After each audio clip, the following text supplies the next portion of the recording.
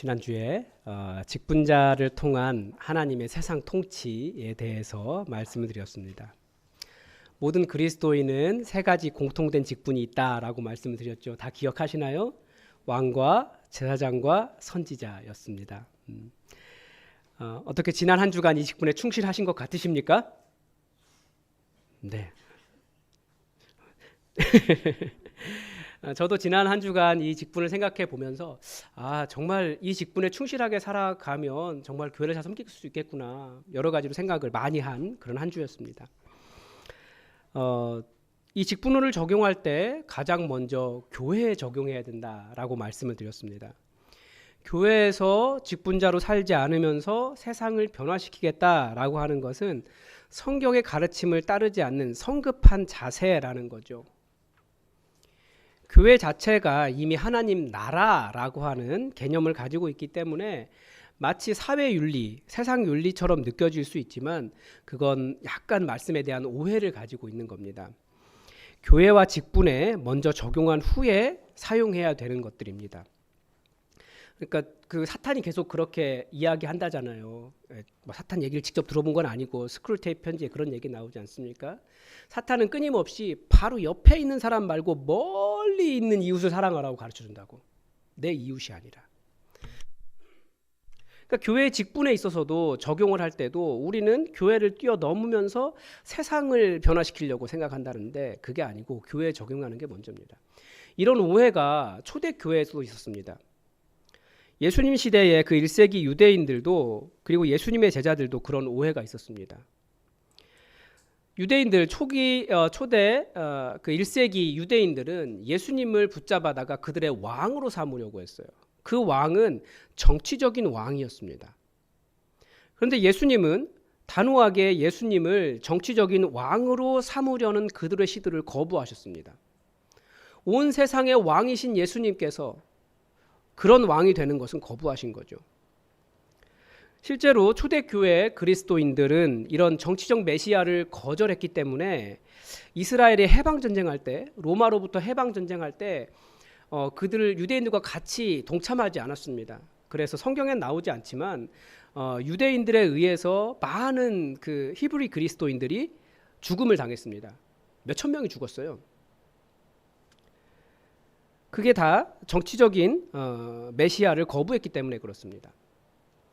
우리나라 같은 경우도 일제강점기에 많은 독립운동가들이 교회 안에 들어왔다가 자신들이 생각하는 식의 독립해방운동을 하지 않는다는 이유로 또 교회를 많이 떠나기도 했습니다. 다른 거죠. 그래도 교회는 분명히 세상을 변화시키는 힘이 있습니다. 세상을 변화시키는 이데올로기를 제공합니다. 그러나 그 모든 것은 교회를 충실하게 섬기지 않으면서 교회를 건너뛰고 성취되는 것이 아니라 성경적으로 사고하고 실천하는 직분자들을 통해서 교회가 새롭게 되고 그런 교회가 세상에 확장됨으로써 예수 그리스도의 충만함이 충만해지도록 하신 것이 예수님의 개혁의 방법이었다라는 겁니다.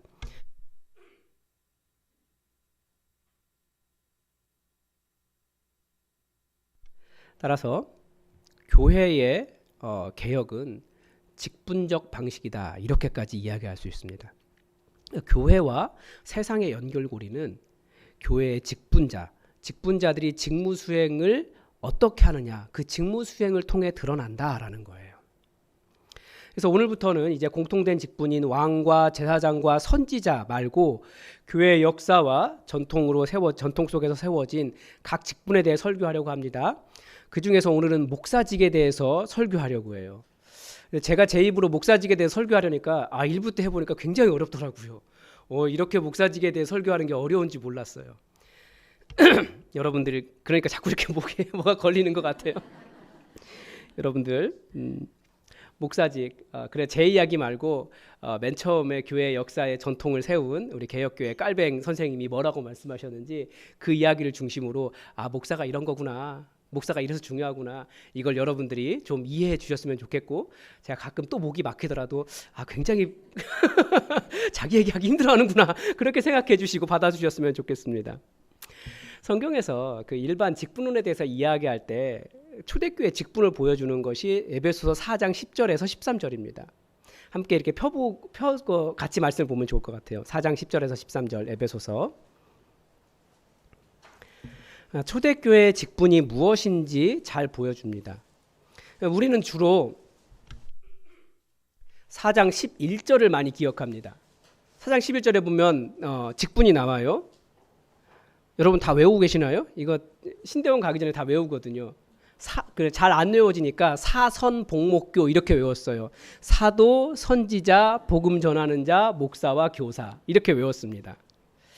그런데 전체 문맥을 보면 이런 일반 직분이 주어진 이유를 알 수 있습니다. 그게 10절이에요. 4장 10절. 뭐라고 되어 있습니까? 내리셨던 그가 곧 모든 하늘 위에 오르신 자니 이는 만물을 충만하게 하려 하심이라. 제가 1월 첫째 주일에 설교하면서 예수님께서 이 땅의 하늘로 승천하신 이유에 대해서 성경이 가르쳐주는 게 별로 없다라는 말씀을 드렸는데 여기 나오더라고요. 아마 여기 이유에는 별로 없는 것 같아요. 예수님의 승천의 이유. 혹시 첫 번째 주 설교를 기억하시는지 모르겠습니다. 예수님께서 승천하시고 난 이후에 무슨 일이 일어났습니까? 사람들이 이제 빈 하늘을 보면서 예수님 계시지 않은 세상을 바라보면서 이제 누구를 바라보기 시작했습니까? 함께 예수 믿는 주변의 그리스도인들, 그리고 여전히 예수님이 필요한 세상을 사람들은 바라보기 시작했습니다. 그러면서 그분이 올라가셨기 때문에, 오늘 본문에 의하면 그분이 하늘로 올라가셨기 때문에 이제 만물을 충만하게 하시는 일이 이루어지기 시작했다라는 거예요. 제자들이 예수님처럼 세상으로 나아가면서 세상을 예수 그리스도의 충만함으로 채워가기 시작한 겁니다. 이게 바로 예수님의 승천의 신비입니다. 그런데 이 세상을 예수 그리스도의 충만하심으로 채워가는 것이 뭐라고요? 그게 교회라고요. 이렇게 만물을 충만하게 하시려고 하시는 예수님 승천하시고 난 다음에 이 일을 교회가 하도록 하셨어요. 그리고 11절과 12절이 나오는 겁니다.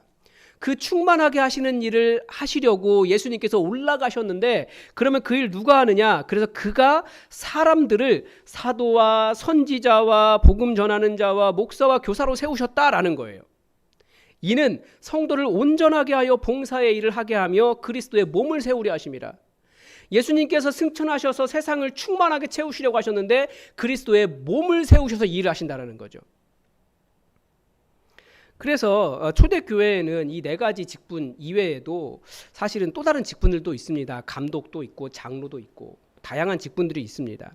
그래서 역사와 전통에 따라 특별하게 주어진 직분들인데 이게 다 예수님께서 승천하시고 난 이후에 그리스도의 몸인 교회를 세워 예수 그리스도의 그 충만함을 세상에 충만하게 할 그 일을 감당하라고 직분자를 세우셨다는 거예요. 이렇게 교회를 세울 때 어떻게 됩니까? 4장 13절에 그렇게 이야기하죠. 우리가 다 하나님의 아들을 믿는 것과 아는 일에 하나가 되어 온전한 사람을 이루어 그리스도의 장성한 분량이 충만한 데까지 이르리니. 여기서도 충만함이 이야기해요. 그러니까 교회의 충만함, 직분자들이 그 직분을 잘 수행해서 그리스도의 몸을 세울 때 교회가 그리스도의 장성한 분량으로 충만해지고 그런 교회가 세계 방방곡곡에 세워짐으로써 예수님의 충만하심이 충만해진다라고 하는 것이 예수님께서 올라가신 이유라는 거예요. 그리고 남아있는 우리가 직분자로서 그리스도의 몸을 세워서 그 교회라는 것을 통해서 이 충만함을 이루어 간다라는 거죠. 그래서 계속 말씀드리지만 위대한 그 교회와 동떨어져 있는 위대한 신앙인은 존재하지 않아요. 이걸 잘 아셔야 됩니다. 뭐 지식적으로 혹은 열심으로 교회와 동떨어져 있는 사람들이 있어요. 존경스러울 만한 사람들도 있어요. 그러나 교회라는 공동체에 벗어나 있으면 그건 이 세상을 충만하게 하시려고 하신 예수님, 그 충만하게 하시려고 교회를 세우신 예수님의 뜻과는 좀 벗어나 있는 겁니다.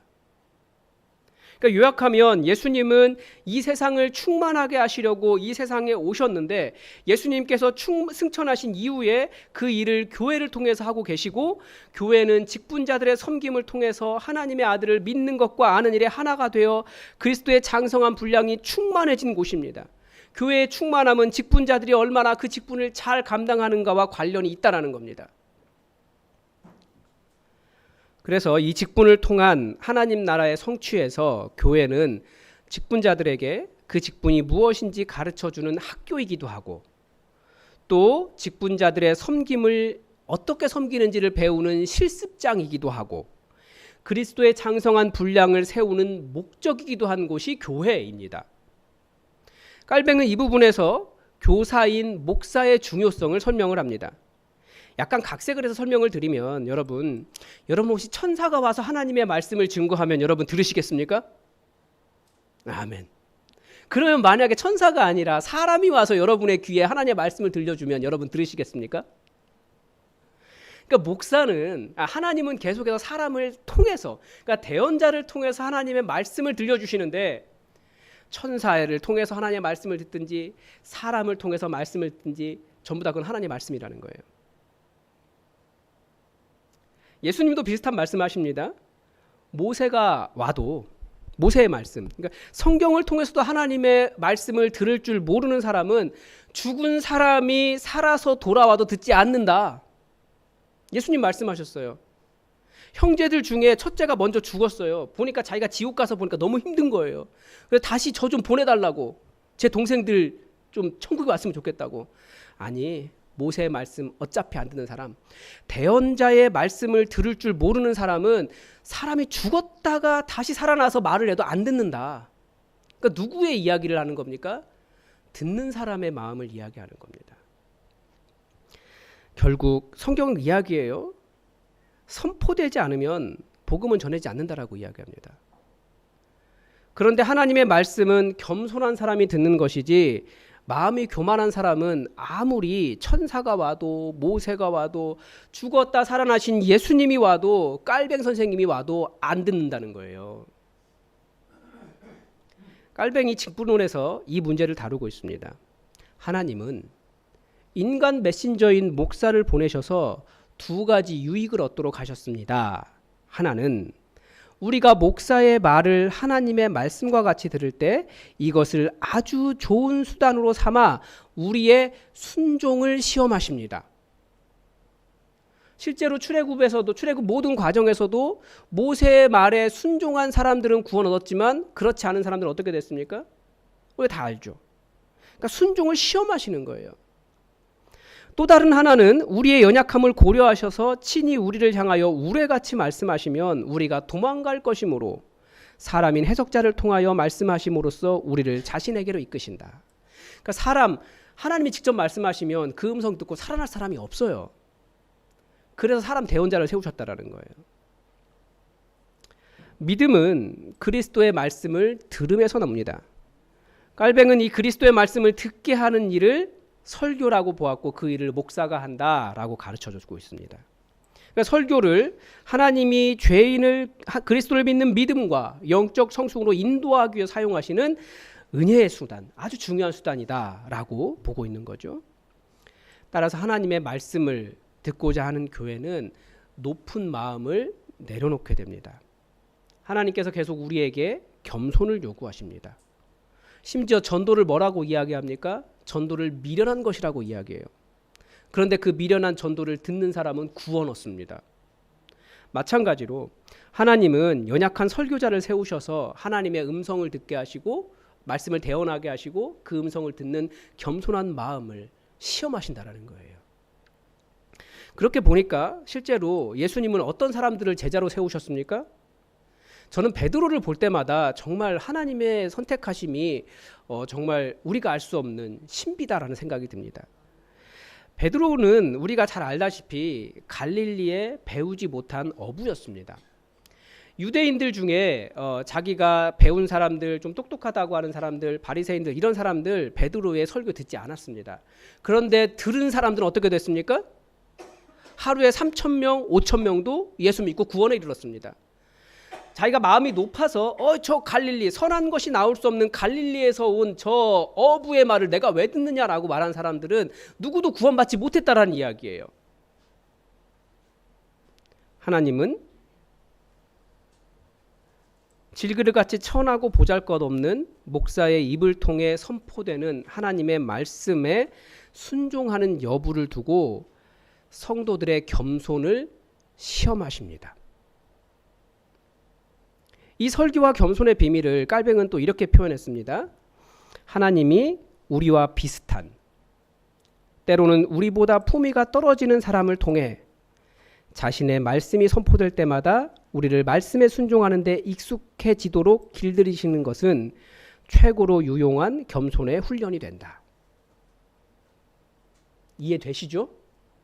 여러분보다 작고 좀 못생기고 부족하고 연약한 최철규 목사가 말씀을 대언할 때 하나님의 말씀으로 아멘하고 들을 때 그게 진정한 겸손의 훈련이 된다는 거예요. 물론 설교자들에게도 오류가 있습니다. 그래서 이 문제도 깔뱅이 이야기를 해요. 자신의 직분을 넘어서 자신의 위엄을 과장하는 사람이 있다는 거예요. 이건 직분인데 자기가 마치 위엄 있는 사람처럼 이야기하는 설교자가 있다는 거죠. 때로는 성령님께서 하시는 일을 마치 자신의 일인 것처럼 그렇게 생각하는 설교자도 있습니다. 그런 설교자는 분명히 문제가 있습니다. 그러나 기본적으로 설교는 설교자의 진실함도 매우 중요하지만 설교를 듣는 성도들의 태도도 매우 중요합니다. 그래서 초대교회의 지침서 디다케라고 하는데요. 디다케는 설교단은, 그러니까 목사는 사실 같은 직분이고 성령님의 도구이기 때문에 목사는 그냥 여기 서 있는 사람일 수 있지만 설교단은 하나님의 주권이 머무는 자리다라고까지 가르쳤어요. 초대교회가. 우리 시대는 권위를 굉장히 싫어합니다. 그래서 그게 좀 있는 것 같아요. 좀 당신이 그 높은 단에서 우리에게 마치 가르치듯이 선포하는 것 우리는 마음에 들지 않습니다. 이렇게 말하는 자세가 있는데 목사는 그럴 수 있어요. 그렇지만 하나님의 말씀이 선포되는 강단은 거룩하고 신성한 곳이라는 것을 우리가 기억할 필요가 있습니다. 함부로 올라오거나 함부로 대하거나 그 강단의 권위를 낮추기 위해서 더 이렇게 축소하거나 이런 것은 약간은 하나님의 말씀에 대한, 하나님의 말씀이 머무는 자리에 대한 그런 신성함이 줄어든 이 시대의 풍조라는 거죠. 교회는 설교단을 그렇게 말한 적이 없어요. 전통적으로.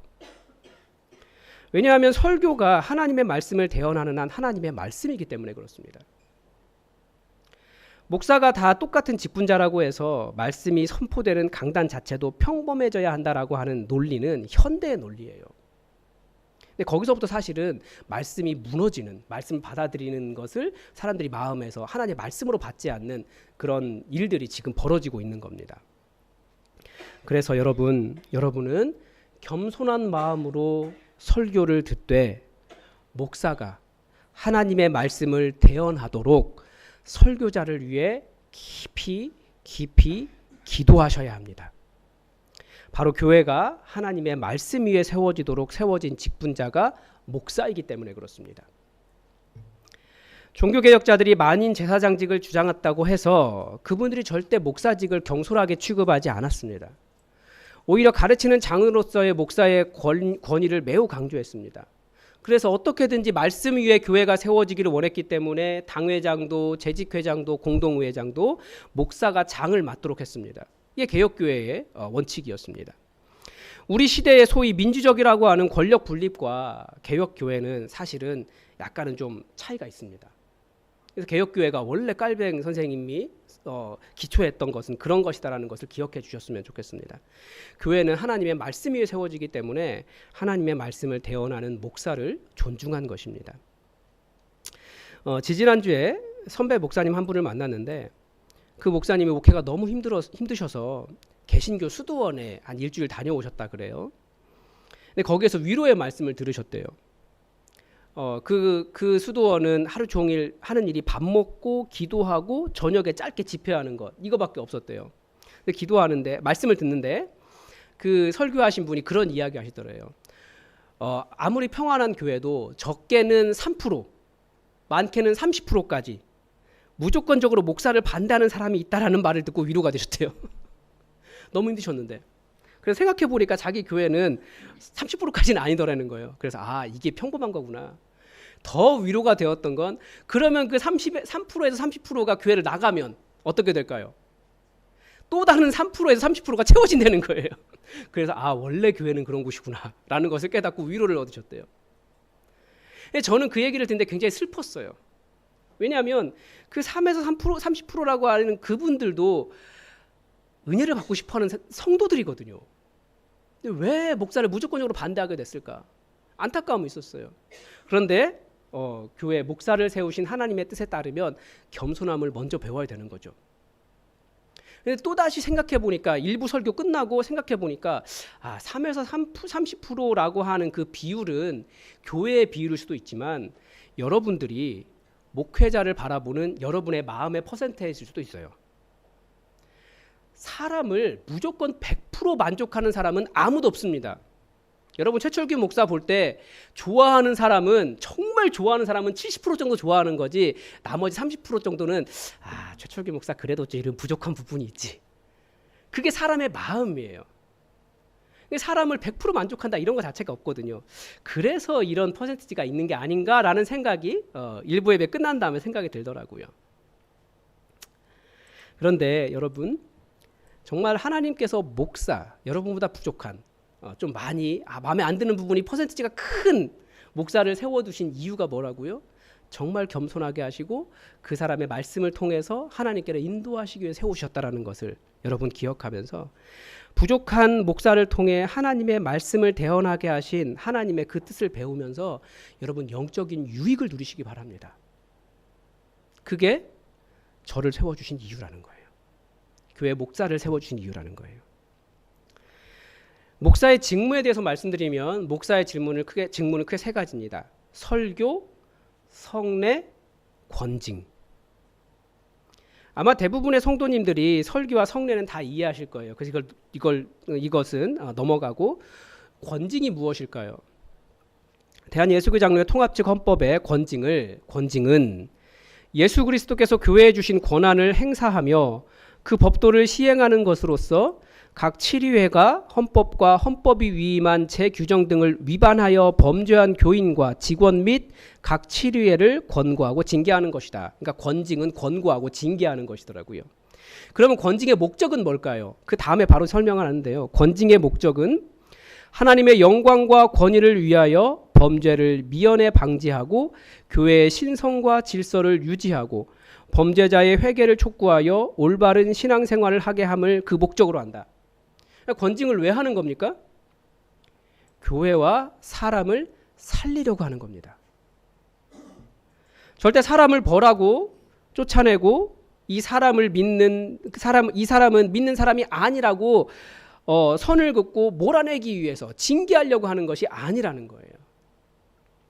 권징은 그 사람의 죄가 성도들 앞에 드러났기에 그 죄를 드러내고 그 죄에 대한 징계를 받았으니 이제 우리 공동체가 그 사람의 연약함을 알고 다 품어줍시다. 그 사람이 더 직분을 잘할 수 있도록 도와줍시다. 라고 말하는 것이 권징이라는 거예요. 여러분 앞으로 권징을 하겠습니다. 여러분을 살리려고, 교회를 살리려고. 그게 목사의 직무래요. 제가 아는 목사님 한 분이 계세요. 그분이 이혼을 하셨어요. 목사에게 이혼은 사실 큰 흠이 됩니다. 교회 공동체가 받아주지 않아요. 이분도 목회를 하면서 너무 괴로우셨어요. 그런데 교회가 어떻게 했을까요? 그분이 시무사임을 하셨는데 교회가 그분을 권징했어요. 징계를 했죠. 그리고 어떻게 했을까요? 그 징계의 기간이 지나고 난 다음에 그분을 다시 담임 목사님으로 청빙을 했어요. 왜냐하면 사람을 살리고 그 직분을 잘 감당할 수 있도록 돕는 것이 권징이니까. 그래서 그 이후로 그분이 목회를 잘 하셨어요. 이런 예가 많이 있습니다. 권징의 목적은 그거예요. 목사는 이런 설교와 성례와 권징, 사람을 살리고 하나님의 말씀을 대언하는 그런 일 때문에 중요합니다. 그런데 이 목사의 중요성, 이런 중요성이 곧 교회의 지배권을 의미하지는 않습니다. 우리가 이걸 구분할 수 있어야 돼요. 모든 직분자가 그렇지만 목사도 성령님의 도구에 불과합니다. 목사도 지체의 일부로서 다른 지체를 말씀과 성례와 권징으로 섬기는 사람입니다.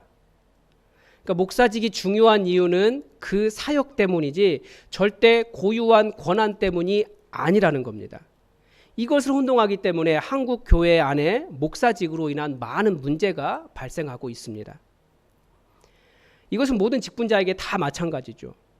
개인이 아닌 사역에, 목사에게 있어서는 설교와 성례와 권징에 지위와 권한이 부여되어 있는 것이지 목사 자체가 아주 높은 권한을 가지고 있는 게 아니라는 거예요. 지위와 권한은 직분의 역할을 제대로 수행하기 위해서 필요한 것이지 내가 이런 사람이야 라고 권리 주장을 하기 위해서 있는 것이 아니다라는 거죠. 이런 자세를 오늘 사도 바울의 말씀을 통해서도 볼 수 있습니다.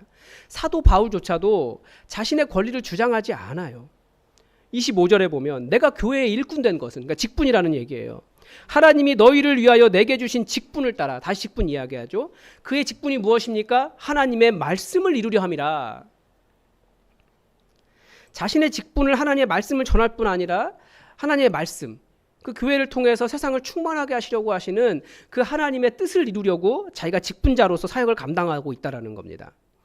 28절에서는 나를 위하여 이 직분을 감당하는 것이 아니라 각 사람을 그리스도 안에서 완전한 자로 세우려고 그 모든 고난을 자신의 육체로 감당하고 있다라고 말하는 거예요. 그러니까 직분자의 자세가 무엇입니까? 자기의 직분 때문에 다른 사람을 세우려고 자기가 고난을 당하는 것이 직분자입니다. 직분을 감당하다 보면 수고가 있습니까? 없습니까? 많이 있습니다. 직분이 중요할수록 맡고 있는 고난은 더 많습니다. 그걸 감당하지 않으려고 내 시간과 내 노력과 내 재물과 나의 모든 것을 다 챙기면서 감당하지 않으려고 하면 교회는 세워지지 않는 거예요. 그런데 나의 유익이 아니라 다른 사람의 유익을 위해서 직분을 감당하는 사람, 이게 직분자입니다. 그게 직분자의 자세예요. 또 이게 설교자의 자세일 때 어떻겠습니까? 저는 말씀을 열심히 준비하는 거죠. 정말 진실한 자가 되어서 말씀이 단지 사변이나 어떤 다른 사람 걸 베낀 그냥 뭐라고 할까요? 그냥 이야기가 아니라 제가 먼저 깊이 반성하고 말씀 속에 살아가고 저 나름대로 진실하게 노력하는 그런 과정들이 있습니다. 그렇게 설교자가 되려고 합니다. 그런 고난을 감당하는 거예요. 때로는 제가 징계 부분에서 굉장히 이게 목사의 고유한 직무인데 제가 굉장히 유기했다는 생각이 들어요. 왜냐하면 다른 사람들에게 껄끄럽게 이야기하는 거 굉장히 힘들어하거든요. 근데 이 일 목사가 해야 된다는 것을 이제 알았어요. 때로는 교회의 유익과 사람을 살리기 위해서 말해야 한다는 것을 알았습니다. 그런데 여러분이 받아들이지 않으면 안 된다는 거죠. 저의 직무이기 때문에. 다른 사람을 완전한 자로 세우기 위해 고난을 당하려고 하지 않으면 절대 그리스도의 몸이 세워질 수 없다는 겁니다. 개혁교회는 직분이 있는 곳에 교회가 있다라고 강조했습니다. 오늘 목사직에 대해서 특히 설교의 중요성에 대해서 말씀을 드렸습니다. 교회는 하나님의 말씀 위에 서 있기 때문입니다. 그렇다고 절대 목사 혼자 교회 세우는 것 아니라는 것 여러분 잘 아실 겁니다. 직분이 있는 곳에 교회가 있기 때문에. 그리스도께서 모든 직분자가 함께 세워가도록 하셨습니다. 그래서 우리 모두가 서로의 직분을 존중하며 그리스도의 몸을 세워서 이 땅에 교회를 통해서 예수 그리스도의 장성한 분량으로 충만한 교회를 통해서 이 세상을 충만하게 하시려고 하신 그 예수님의 뜻을 함께 이루어 갈 수 있기를 바랍니다. 기도하겠습니다. 하나님 아버지, 오늘 겸손하게 주의 말씀을 듣는 성도들과 함께 목사의 직, 설교의 중요성 우리 함께 나눴습니다. 하나님, 우리에게 직분을 주셔서 그 모든 일들을 감당하도록 하셨는데 우리가 서로의 그런 직분을 인정하며 우리가 그리스도의 장성한 분량으로 세워져서 이 땅에 예수 그리스도의 충만하심, 승천하셔서 우리에게 맡겨놓으신 그 충만하심을 충만하게 하는 역할 온전히 감당할 수 있도록 우리를 주의 성령으로 인도하여 주시옵소서. 직분자가 있는 곳에 교회가 있다 하였는데 우리가 하나님의 교회를 바르게 세우기를 원합니다. 우리를 도우셔서 이 시간이 정말 주님의 사역 잘 감당했다 칭찬 듣는 일들이 이 시기가 될 수 있도록 도와주시옵소서. 감사드리며 예수님의 이름으로 기도드립니다. 아멘.